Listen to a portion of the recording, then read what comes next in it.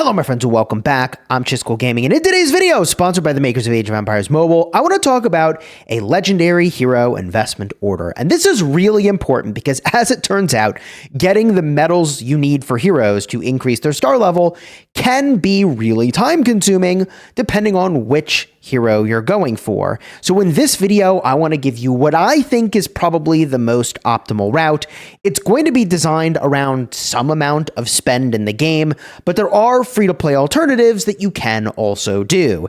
And for the sake of brevity, in this video, I'm not going to go over every single skill you pick on these heroes.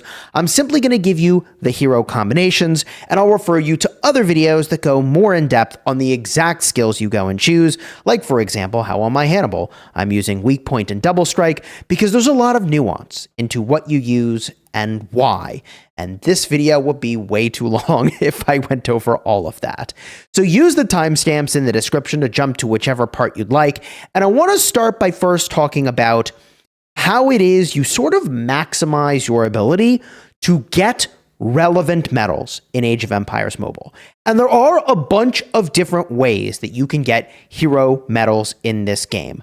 I'm going to talk about some of the highest velocity ways, but I'm also going to be talking about some of the different ways you get heroes, because as it turns out, for the combos you're going to make, this really matters. And the higher spender you are, the more you want to maximize your ability to get heroes from every single one of these approaches and put them to good use. So let's start with just the most basic, I'm just starting the game way to get a bunch of hero medals really quickly. And it's this bundle, the limited offer Heroic Triumph. This bundle is going to tier up in price the more you purchase it and decrease over time in terms of the percent value it's giving you, but is the fastest way to max a hero right at the start of the game. And there are two heroes that come from this bundle, Mulan and Leonidas. This is really important because even if you don't max this hero, and I didn't, what I'll say here is that this is your fastest way to making a super meta combo. So of course, bundles are going to be an important part of how you strategize around what march you might make. And there is also a daily special offer for a critical warrior archer that is a part of the Mulan combo, and that is Ronnie. She's available right away. This is a great way to get a bunch of medals at just an extremely high value. They're not kidding when they say super value, super price for this particular bundle.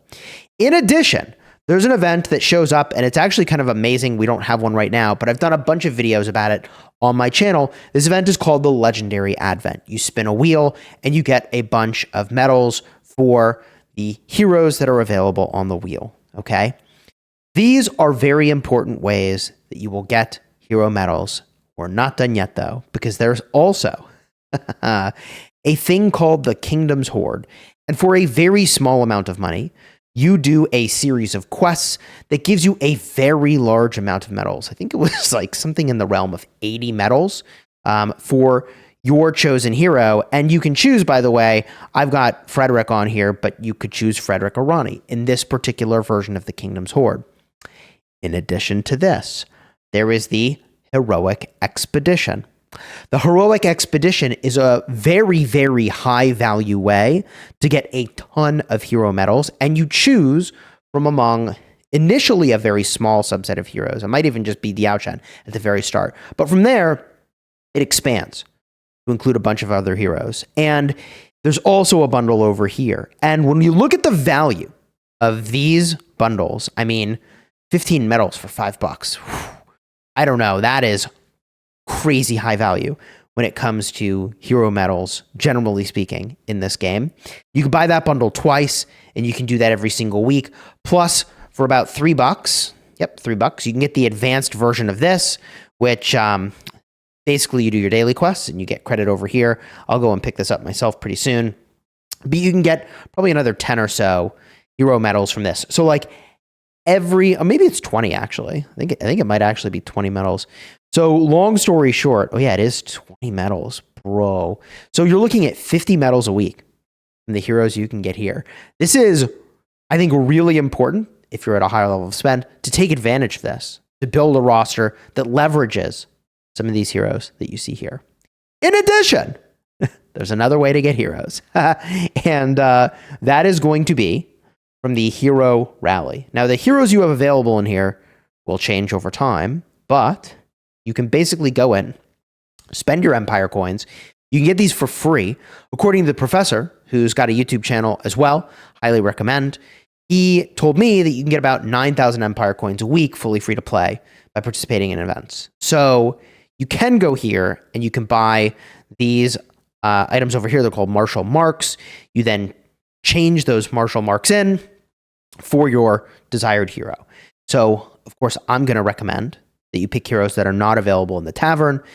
For example, if you were making a march with, I have him on screen, Caesar, like that would be a really great pickup here because he's not available in a lot of places. And you can see in the more section who is going to be here and when. There's several heroes I haven't even unlocked yet. Like I haven't unlocked Caesar, I haven't unlocked Queen Sundok, and they are important parts of specific lineups, all right?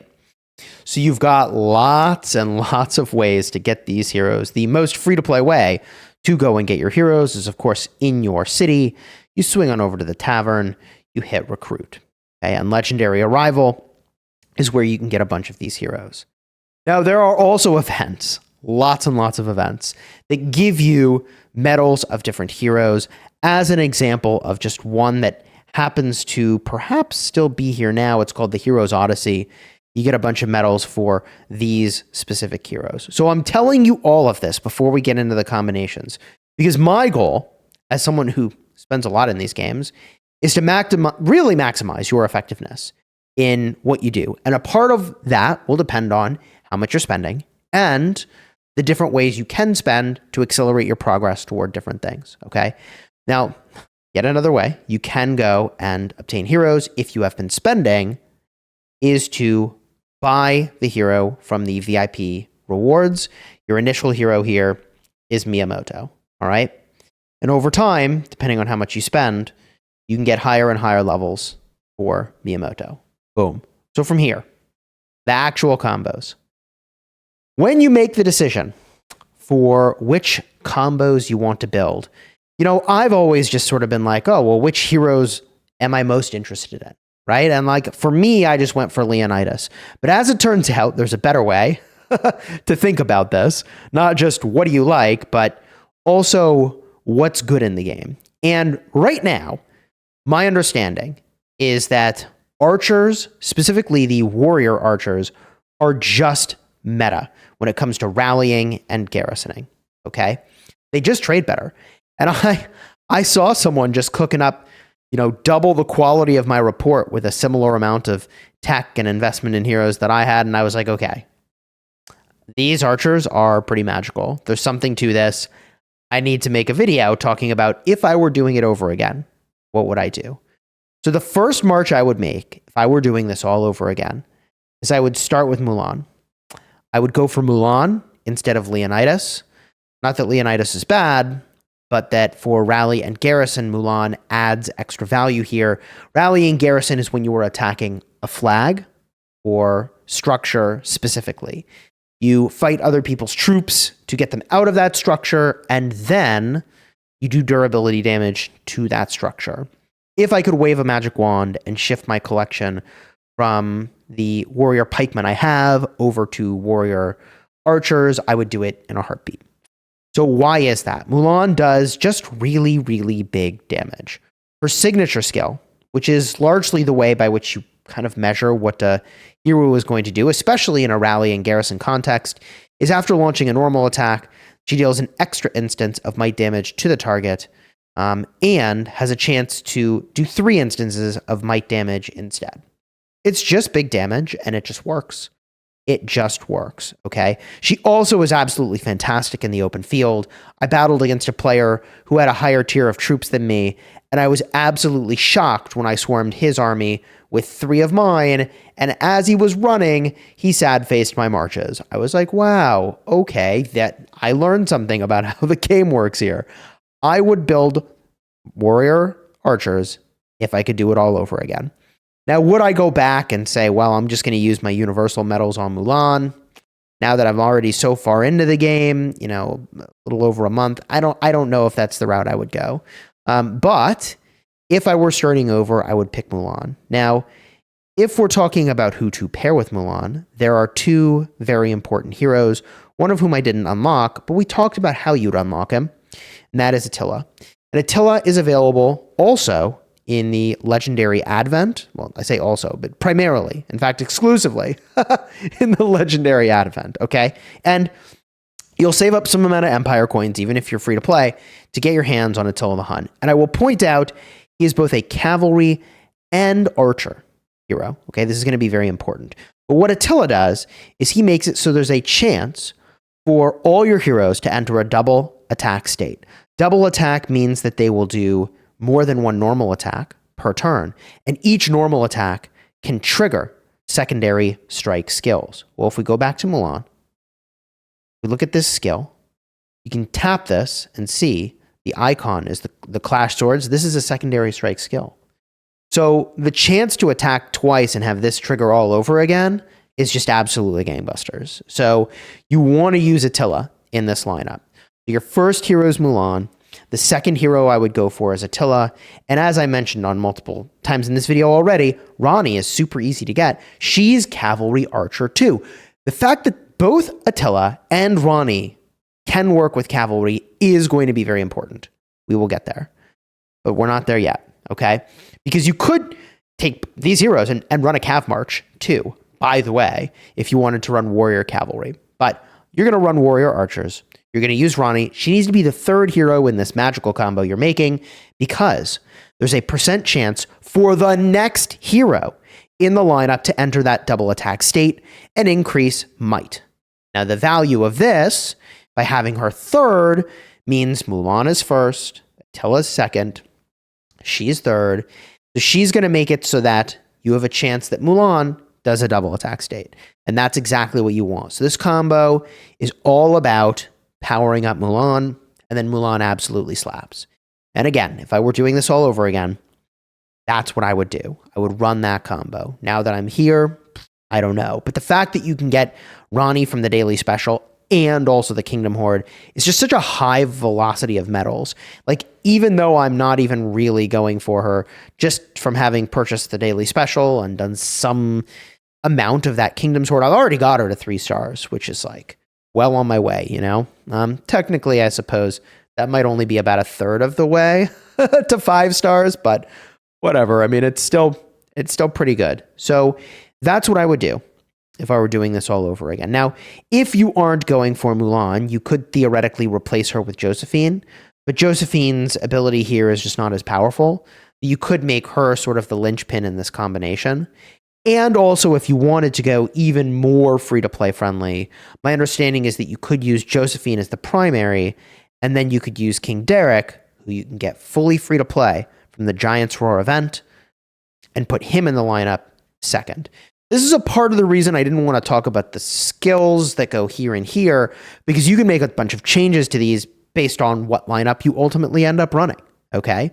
So there's a bunch of different ways that you could slice it depending on your spend level and which heroes you're ultimately going for. But I would absolutely, if I were doing it all over again, prioritize the warrior archers as my number 1 march, and I would put everything into that as my primary investment in the game. This happens to pair really well with China, which is the best or one of the best starting civilizations at this point. Initially, I went in and I thought, well, I'm going to do the Japanese. I think it's been absolutely fine.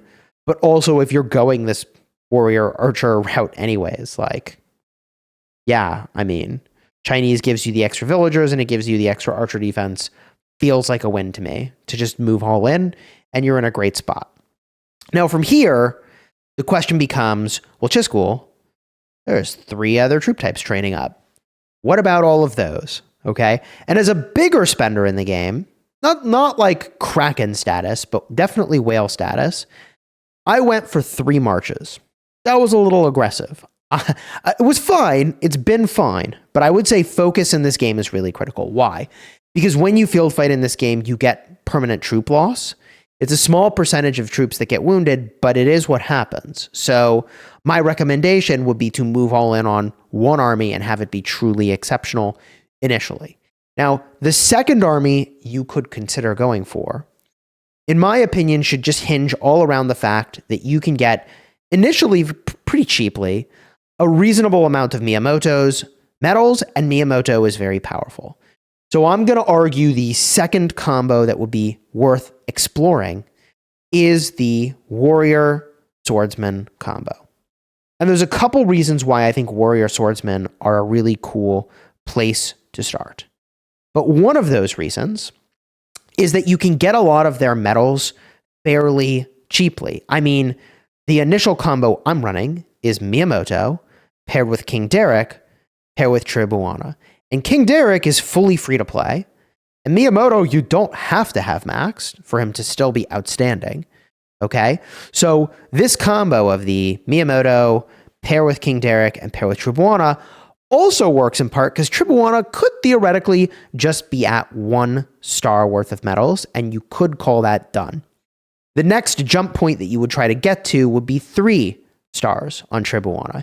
And a part of the reason why she works so well, even at lower star levels, is that she is going to make it so that she increases the chance of your commander, that's the first hero in your combo, using their active skill. In this case, it's Miyamoto. But it's important that she has less might than everybody else in your lineup. Okay, if we continue to read on this skill, you recover units here. When your commander uses their signature active skill 3 times after entering battle, increase your commander's signature active skill activation chance. This can be triggered every 30 seconds and only once again after leaving battle. But you're increasing the activation chance of your commander's signature active, and Miyamoto's signature active is going to go in and do 1 instance of might damage and a chance to let the hero with the highest might, excluding Miyamoto, go again. So you don't really want it to be Tribuana, because Tribuana is kind of enhancing him, and I think that just creates a not very helpful looping. You want Miyamoto to, in this combination, then target King Derek. That's the magic. So Tribuana is increasing the chance of activating Miyamoto's skill here. And Miyamoto's skill here lets the hero with the highest might other than him cast their signature active skill or turn-based skill, increasing the damage dealt. And again, Tribuana is not really doing any damage. So you don't want it to land on her. So you need her might to be low and the might, in this case, of King Derek to be high. So if I were doing 2 marches, I would call it there. And 2 marches for almost everybody, unless you're a super big spender, is perfectly good to go. All right. And all of this works because you only need a small number of stars on Tribuana. You can buy your way into Miyamoto, and even at low star levels, he's fine. And also King Derek is free, right? With the Archer March that we talked about, the reason that this is really easy to do is that Rani is super cheap. Even if you just do the Kingdom Horde, you can work on her that way. Attila, you can do in the Legendary Advent. You could keep his star levels low. Obviously, higher is better. But at the end of the day, it's all about enhancing what Mulan is doing anyways. So Mulan is the one hero you really want to sort of push the investment on in that instance. And those are the 2 marches I would make. But that's kind of problematic, right? Because that's only 2 marches. And by the time you've made those 2 marches and feel like you're actually ready for a 3rd march, what does that mean? It means you've maxed the level on the hero, you've maxed the skill points on each skill on the hero, you've unlocked the legendary skills that you wanted potentially on the hero. Then and only then, after you've done all of that, would you consider, okay, I'm ready for potentially a 3rd or a 4th combo. And if you're going for a 3rd or a 4th combo, there's only really 2 troop types left. You've got the pikemen, okay, and you've got the cavalry. And I remember I said it'd be really cool, okay, to just keep your mind on the fact that, wait a minute, 2 of our warrior archers also are warrior cavalry combos. So Rani, right, and also Attila work with cavalry. So what you could do is once Lubu shows up, which he hasn't even showed up for us yet, and we're like 30 days in, you could go and you could get Lubu, and you could pair, and then you've got a warrior cavalry march. This is a big DPS march. The combination here is not perfect with these heroes, but you already have them maxed. Theoretically, the better combination would be Lubu, Guan, who you're getting from the tavern, and Attila. Okay. But, if you're only running a smaller number of these marches at a time to be economical and to sort of run the fight longer and wear out your enemy over time, then this is kind of a cool approach to switch it up, use cavalry if you need to or want to, and it's sort of an alternate approach. And Lubu is extremely powerful, and I think people would argue that that march is very, very, very effective. Lubu comes from the Advent, and again, he's not even in our sort of season or rotation yet to see him at all. So you wouldn't even know that he exists until later on when the game is like, hey, by the way, there's new heroes you can go for. The only reason I sort of know about him is because he's in some of the servers that launched much, much earlier in the regional launch of the game. Okay. So if we wanted to look at cavalry, that is an option to take advantage of things you already have or could be getting easily. But if you wanted to do a big spender route, which is what I did, you could go instead for tactician cavalry. Okay. And if you go for tactician cavalry, you've got kind of two routes here, and they don't involve Clyde. One is to go with the Hannibal, Cleo, and Justinian route. The Hannibal is available from the legendary Advent. The Cleo is available from the Tavern, and the Justinian, after two iterations of the Mightiest Governor, will be available in the daily special offer. I just got him today. Like, this just happened for us. So it's like a couple days after the second Mightiest Governor is when he showed up.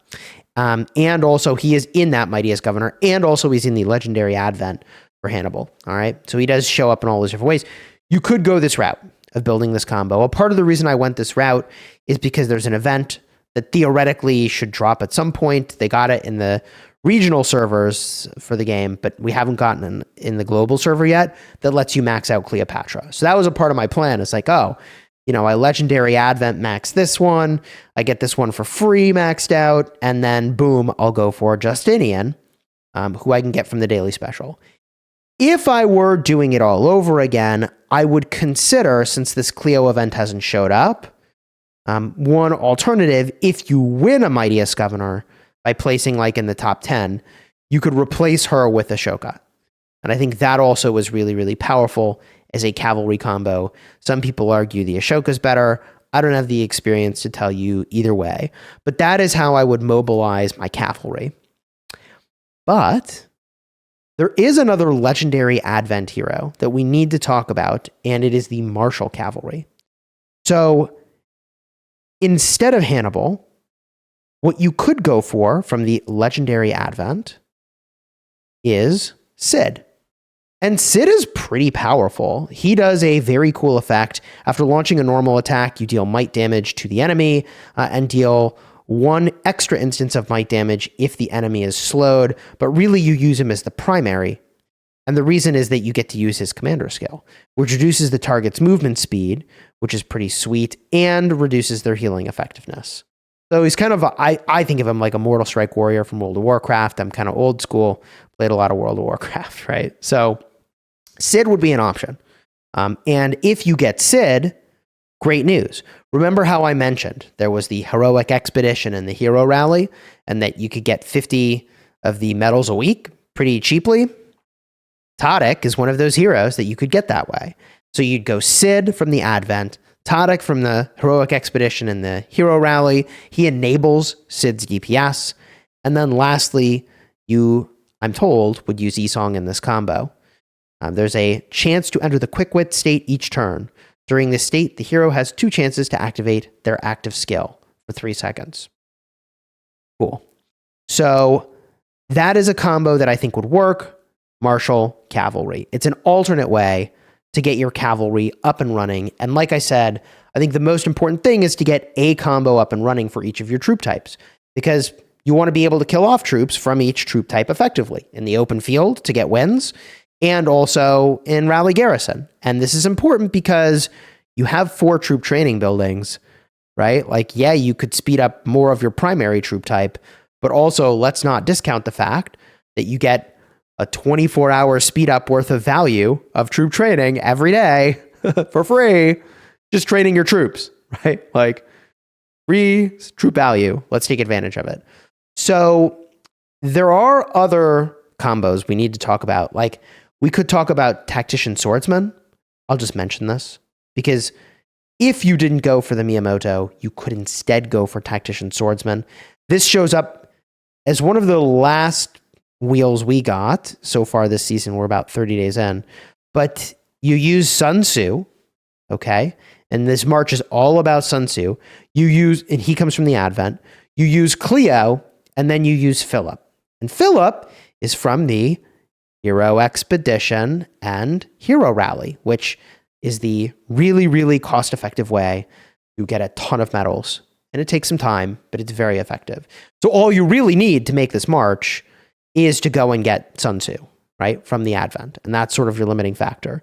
But Sun Tzu is the build around hero. He's very powerful. His signature skill, after entering a charging state, he will, after 3 seconds, deal strategy damage to the enemy troop.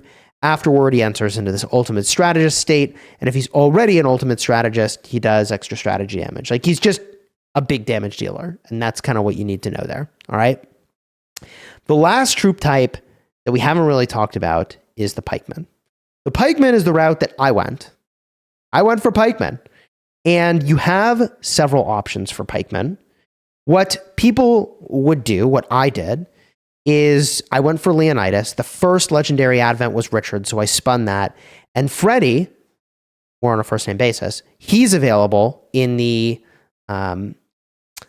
daily special offer and also in the Kingdom Horde, right? But you'd have to choose between him and Ronnie.